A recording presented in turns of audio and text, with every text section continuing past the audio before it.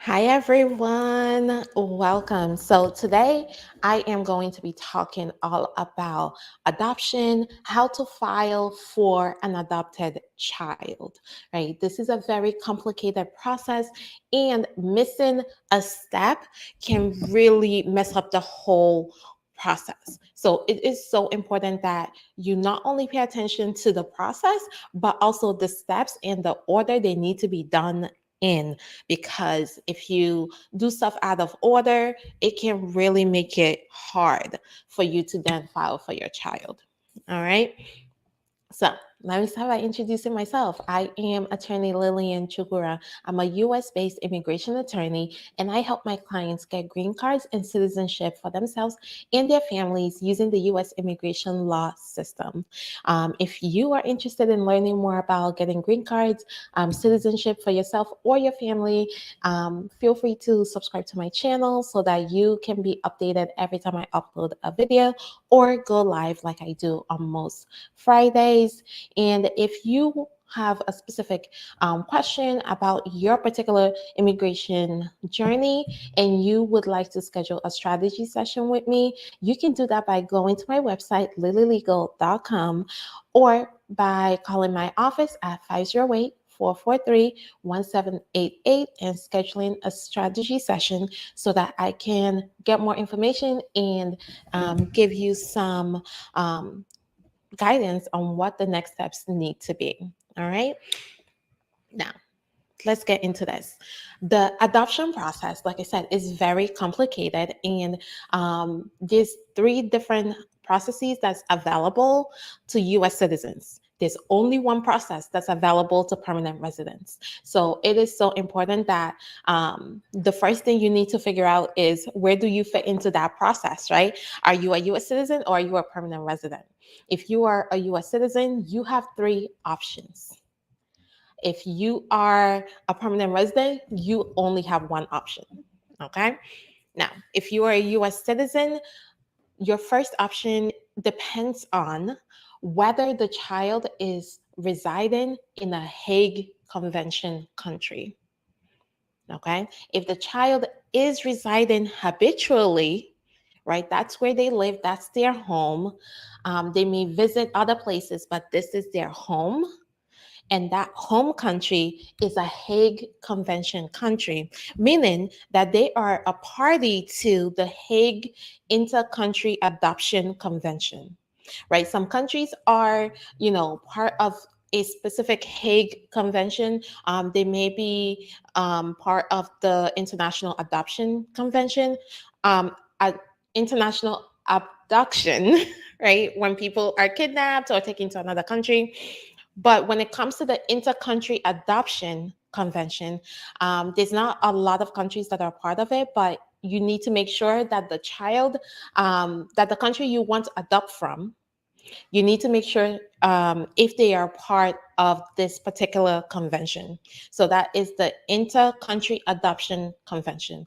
If they are, the only process available to you as a US citizen is the Hague process. Okay.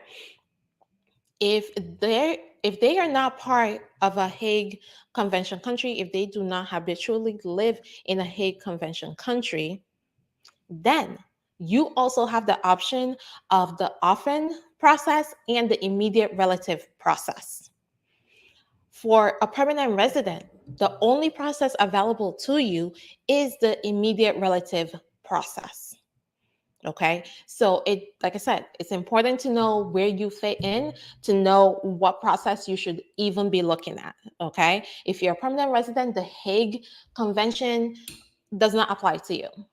The orphan process does not apply to you. It's the immediate relative process. If you are a US citizen and the child resides in a Hague Convention country, the only process available to you is the Hague process. If you are a US citizen and the child is either an orphan or you already did the adoption, your options are the orphan process or the immediate relative process. I am going to go through all three to just basically give you an overview of what those look like and what steps you need to take and the order you need to take it in, because it matters. All right.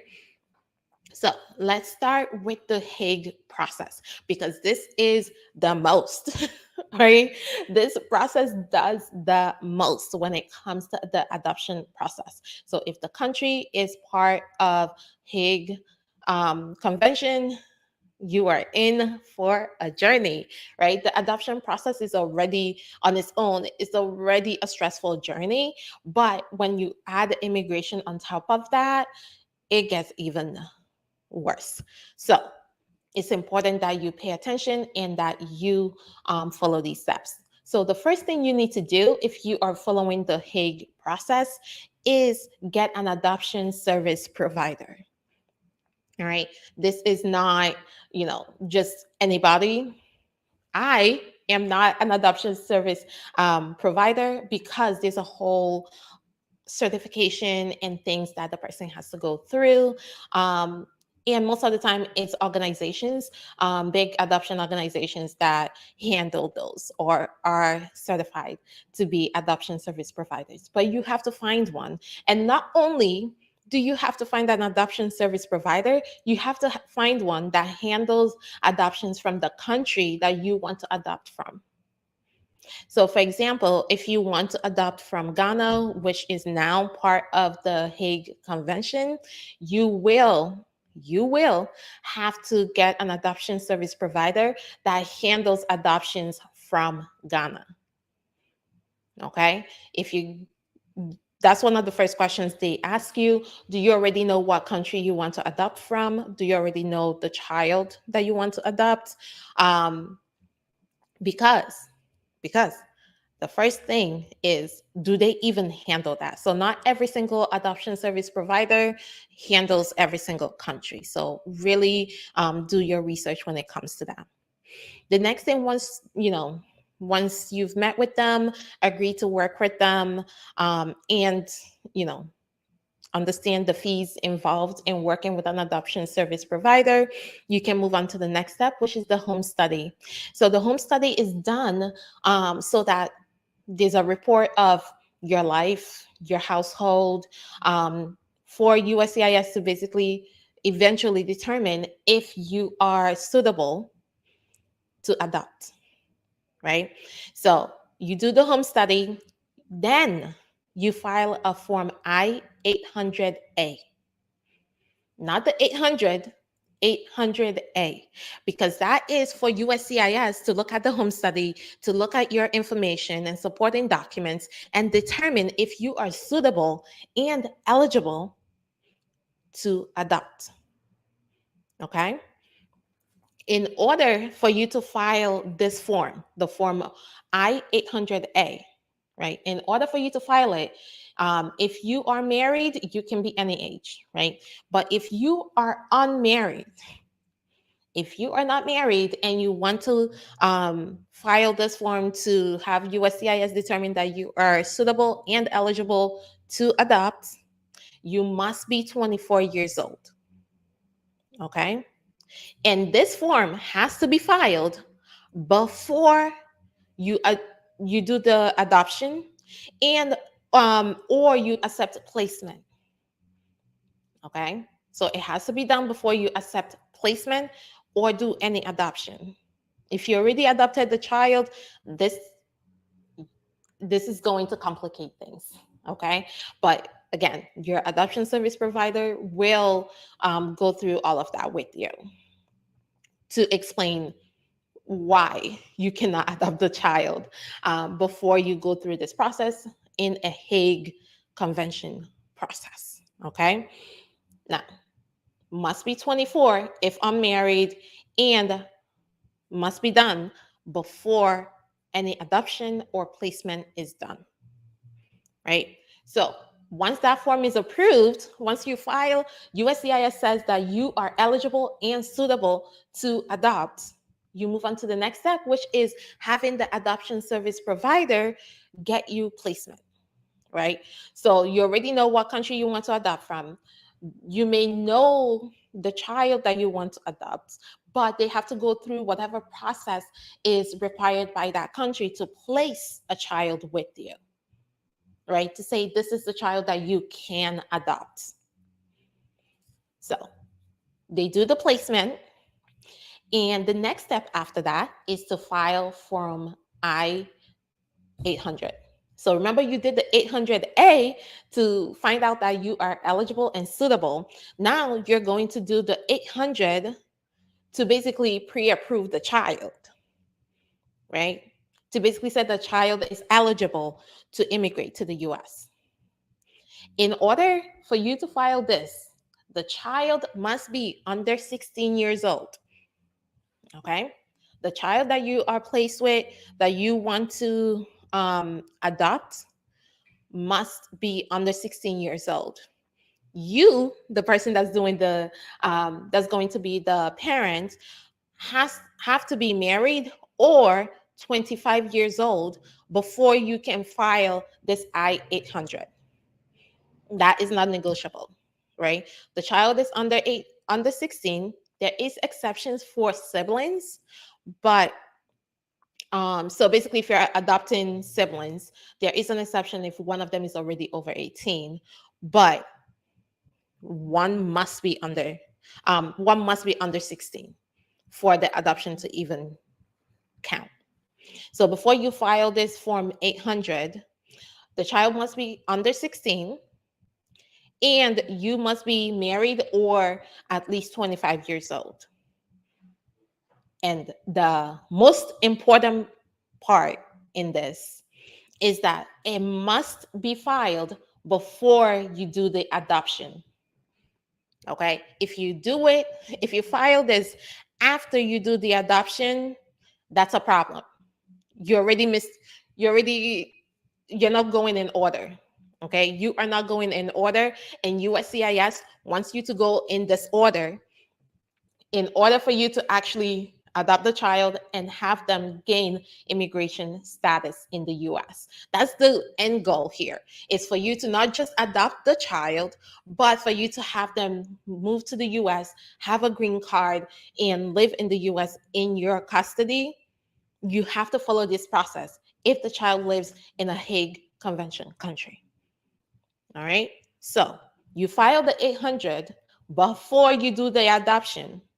Then, once the 800 is approved by USCIS, you can then adopt the child. You cannot adopt before, you cannot adopt during the processing. You must wait for it to be approved before you can then adopt.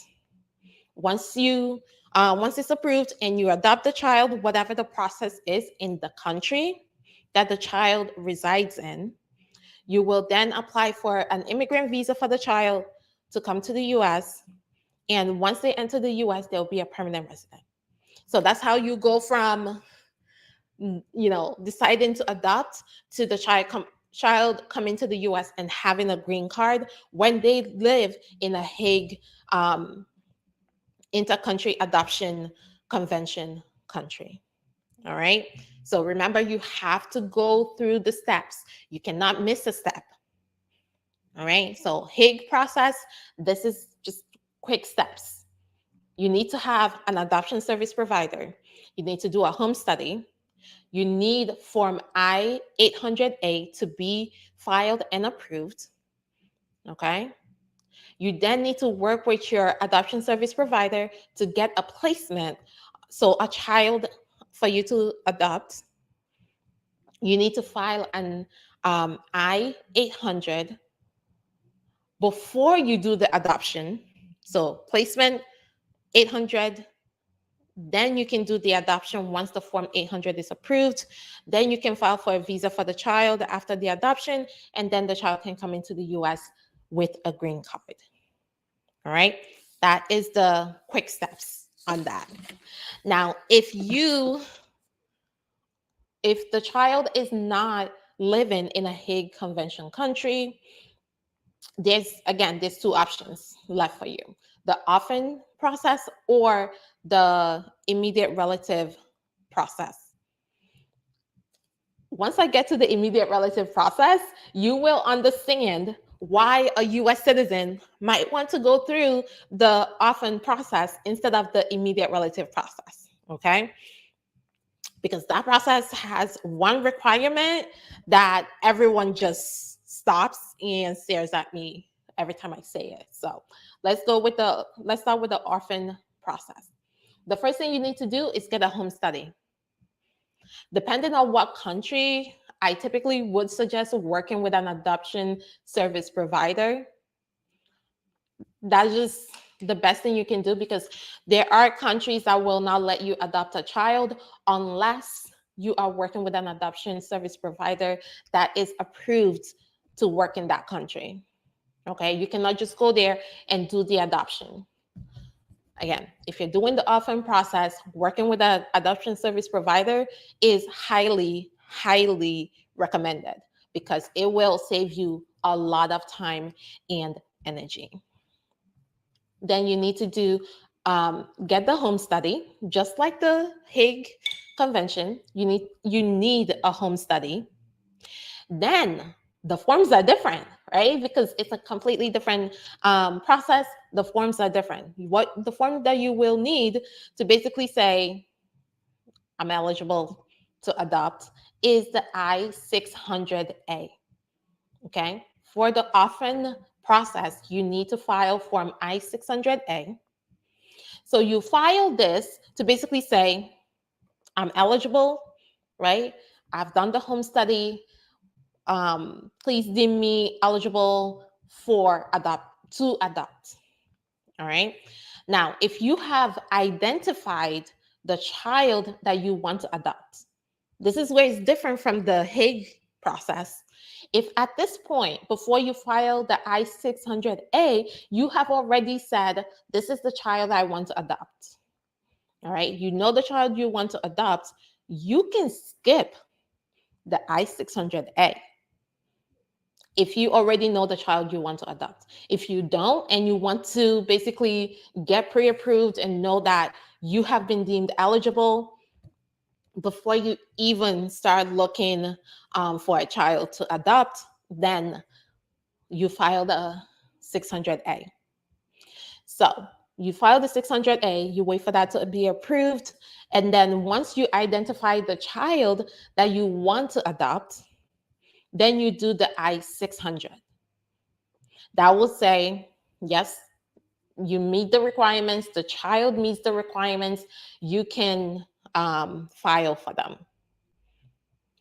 Now, here's another difference between this and the Hague process. If you have already completed the adoption of the child,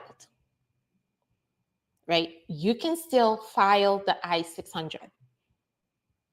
So you can either file it once you have identified, this is the child I want to adopt, or you already said, this is the child I want to adopt. I'm going to go through the process, whatever it is in that country, to adopt the child. You go through the process and adopt the child. Now you want to file for them under the orphan process. Then you have to do the I-600. Okay. Now, if you skip the I-600A, just know when you do the I-600, you still have to show the home study, right? You still have to meet all the requirements of the I-600A. It's just you can go straight to filing the I-600.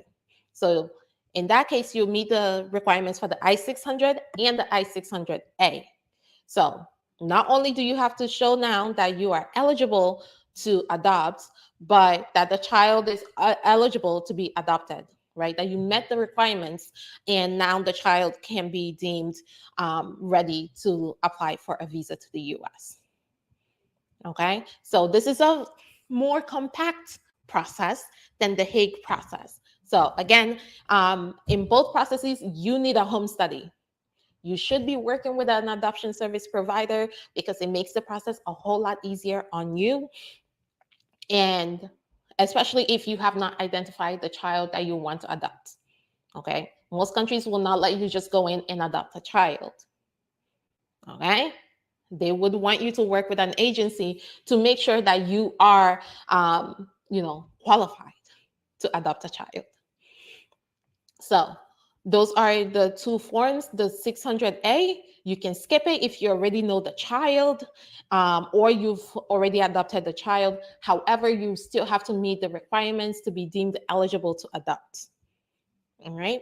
So after the 600 is approved, then you can move on to applying for a visa for the child, and then the child can come into the US and become a permanent resident. So, quick offering process breakdown. Get a home study, recommend getting an adoption service provider, file an I-600A if you want to get pre-approved and deemed eligible to adopt. Then once you identify the child or already adopted the child, do the I-600. If you skip the I-600A, note that when you do the I-600, you still have to show that you meet all the requirements for the I-600A.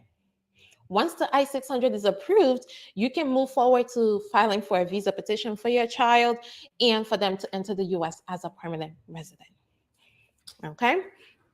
Now, let's talk about the final process, which is the family-based petition, the immediate relative process. So this is specifically for US citizens and permanent residents so permanent residents do not qualify for the orphan process or the Hague process. So this is really the only way a permanent resident can file for an adopted child. A US citizen can file for an adopted child through the Hague Convention process if the child lives in a Hague Convention country.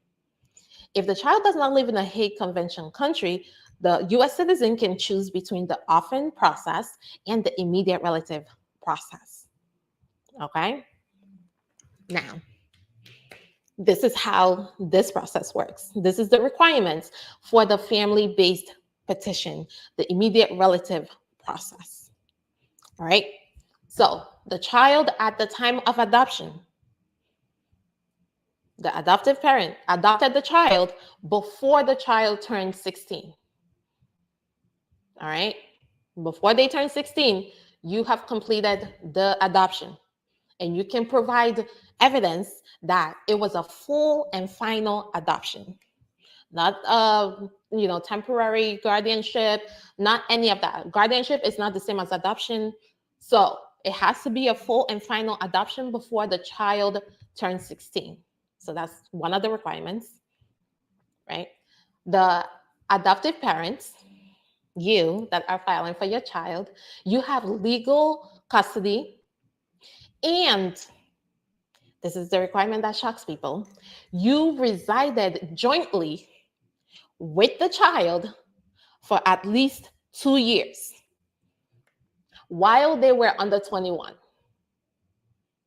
So you adopted them, full adoption, before they turned 16. That gives you legal custody.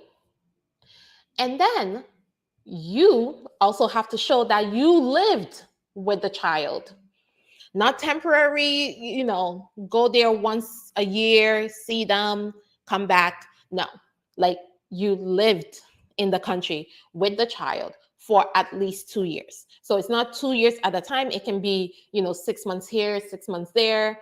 But in aggregate, it needs to be 2 years of you living with the child.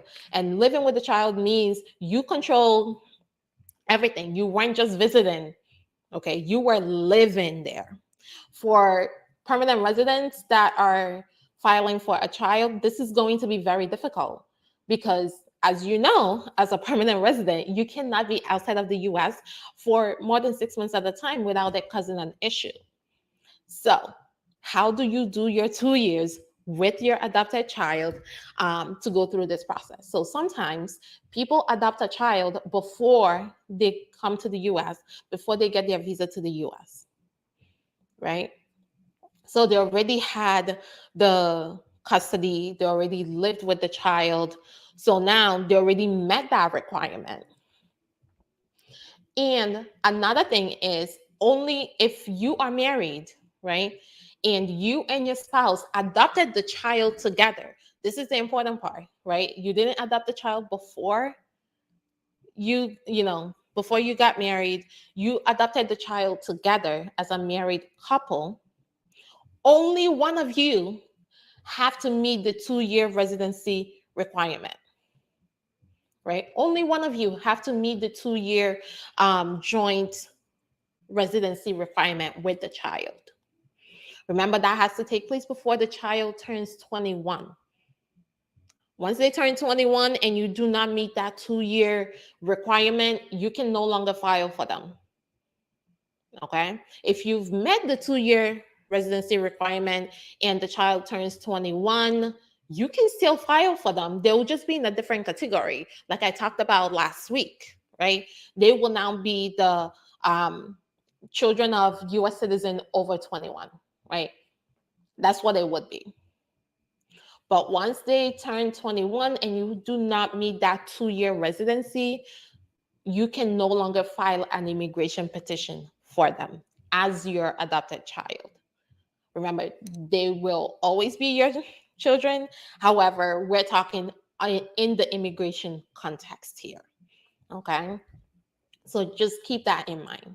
So one, you have to adopt them before they turn 16. And two, you must live with them before they turn 21. And you have to live with them for 2 years in aggregate. Okay, so let's talk about the ways that you can have legal custody before the adoption is even completed. So sometimes there's countries that will allow you to have guardianship before you even before the adoption can be finalized. So once you do have that guardianship, that's legal custody. And if you live with the child while you're doing that guardianship, that counts. So once you do once the adoption becomes final before they turn 16, that 2 years of guardianship where you had legal custody of them, where you resided with them for 2 years, that would count for the adoption process. Okay, so if if you're living with a child and you're waiting for the adoption to go through so that you can get your 2-year residency, know that you have the option of doing a guardianship while you're waiting for that adoption process to finalize, so that as you're living with the child, your 2 years will be counting. So really important that you pay attention to that and know that if you're going to go through that process, especially if you're a permanent resident, that is the only process available to you. So you know that that residency requirement is non-optional. It's not optional for permanent residents. However, let's say you have completed the adoption, right? So basically, how can a permanent resident not have to go through this? You just have to become a US citizen. Because once you become a US citizen, the orphan process and the Hague process become available to you. If you already completed the adoption while you were a permanent resident, right? Just know the process is going to be a little different, right? Because again, you couldn't have done the Hague process because you were not a US citizen yet. So what's available to you? The orphan process and the immediate relative process. So you can still do the orphan process. You can still do that, even if you've already adopted the child, especially if the child is not in a Hague Convention country. That's the most important thing when you're doing the orphan process. The child cannot be in a Hague Convention country. If they are, you do have to go through the Hague process or the immediate relative process if you're a permanent resident. Okay, so for the immediate relative process, right? Because I want to keep them separate, because it's really 3 separate processes, it's 3 separate requirements. Once you meet this requirement, the forms that you need to file is just going to be the same as if you're filing for a biological child, right? You'll file an I-130, wait for that to be approved, sent to the National Visa Center. You do their DS-260, upload all the documents, the affidavit of support, all of that, wait for their interview. They go to the interview, then they come into the US as permanent residents. Okay, so the process as far as the filing is concerned is very straightforward. It's just like you, US citizen or permanent resident, filing for your biological child. What matters here is when you file the I-130, you have to prove that they were under 16 when you did the adoption, and the adoption was full and final. You have to prove that you have that 2-year residency with the child. Again, it's either you or your spouse. So if you and your spouse adopted the child together, only one of you needs to meet the 2-year legal custody requirement and 2-year joint residency requirement. So it's really important that you include evidence of that in your filing of the I-130, because again, the I-130 will not be approved unless you can show that you meet all these requirements. All right. So once you meet the requirements, the I-130 can be approved, sent to the National Visa Center, and you can just go through the DS-260 process. A warning here is about the processing time. So for an immediate relative of a US citizen, when you're filing for your biological child, the process is going to be faster than when you are filing an I-130 for your adopted child. Okay, so an I-130 for a biological child is going to be faster than an I-130 for an adopted child. So it's really important that when you're going through this family-based petition process, that you understand that it's going to take some years. It's not a 1-year process, okay? It's years for USCIS to basically review the applications, decide if you meet all the requirements and all of that. So it's really important that as you're going through this particular process, that you are keeping that in mind and not freaking out when it takes time, because it does take time. All right. So those are the 3 processes that you can use to file for a child that you have adopted, okay, or you want to adopt. So for the Hague Convention, remember, if the country that the child lives in or the country that you want to adopt from is signatory to the Hague International Intercountry Adoption Convention, you have to go through the Hague Convention process, okay? But only if you are a US citizen. The Hague Convention only applies if you are a US citizen. If you're a permanent resident, it does not apply to you, okay? The often process you can still do. If the child does not live in a Hague Convention country, you can do the often process. It is a shorter process. It has less requirements. You can adopt the child and then go through this process. However, just remember, you still have to meet certain requirements of eligibility for you and for the child, okay? You still have to do the home study, just like the Hague Convention. You should probably work with an adoption service provider just to make it a lot easier to navigate the foreign country that you are adopting from, all right? And then the final process is the family-based petition process. You do have to file, have a full and final adoption of the child before they turn 16. You do have to have legal custody and joint residency with the child for 2 years. If you are married, one of you, right? If you're married and you're adopting together, only one of you have to meet the 2-year residency requirement. All right. So that is the breakdown. If you have any questions, I know that was a lot, but if you have any questions, please put them in the comments.